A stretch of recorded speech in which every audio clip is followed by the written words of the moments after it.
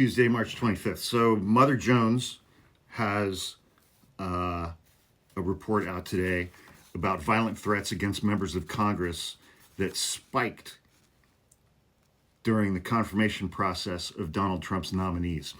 So these are threats of violence from Trump supporters to Republican members of Congress in the Senate. And many of these members of Congress, the House and the Senate, were in the House chamber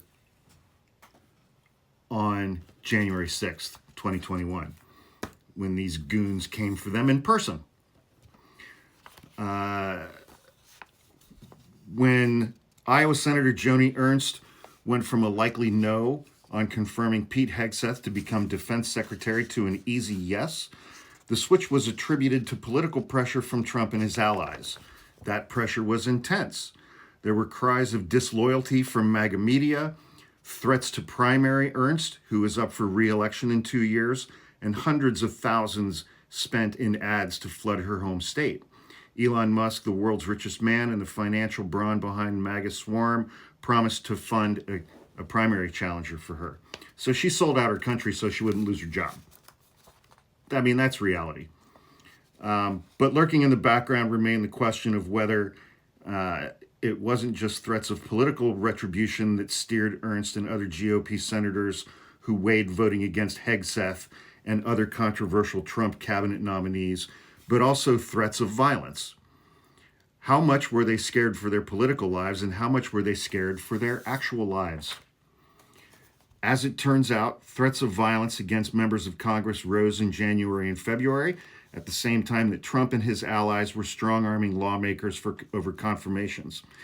In January, the U.S. Capitol Police counted 42 threats of death or violence against members of the House and Senate, followed by 33 in February. During those same months a year ago, it was 16 and 17, respectively. So it went up by 50% or more. Over cabinet nominations, you're going to call your senator and threaten to kill them if they don't vote to confirm RFK Jr.? These people's minds are broken. Their minds are broken. They're crazy and they're violent. You're going to make a phone call and threaten to kill a United States senator if they vote against Tulsi Gabbard or Pete Hegseth. Violent threats were part of the MAGA confirmation playbook. When weighing Hegseth, Politico reported Ernst and her staff received a barrage of threatening messages.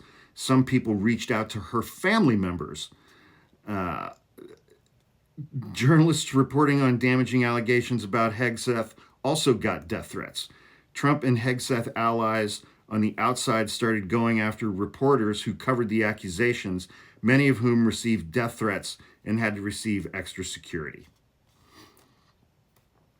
The last holdout on Hegseth, who I think the vote on Hegseth was 50-50. 3 Republicans, Collins, Murkowski, and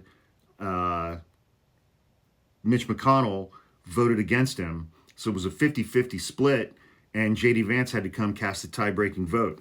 The last holdout to get Republicans up to 50 votes was Tom Tillis, Republican in North Carolina. Tillis received intense pressure from Trump and his allies, as well as from online MAGA goons. After 24 hours of defiance, Tom Tillis caved. He later released recordings of some of the death threats that he received during that period of time. And they were graphic. And you can listen to these people's voices and you can tell that they're fucking nuts.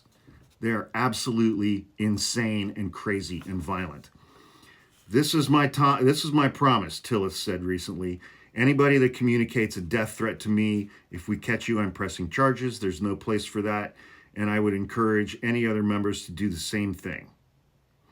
Tillis also revealed this month that he was subject of death threats from a Minnesota man who was indicted by federal prosecutors in 2022. I mean, you know, the latest thing with the MAGA chuds is to make TikTok saying if we don't agree with a company's political stance on something, we just stop drinking their beer. Democrats light Teslas on fire. MAGA will threaten to kill you if you vote against a cabinet nominee. Can you imagine people calling their senators and saying, I'm going to murder you if you don't vote to confirm Pete Buttigieg as Secretary of Transportation? People on the left simply don't do that shit.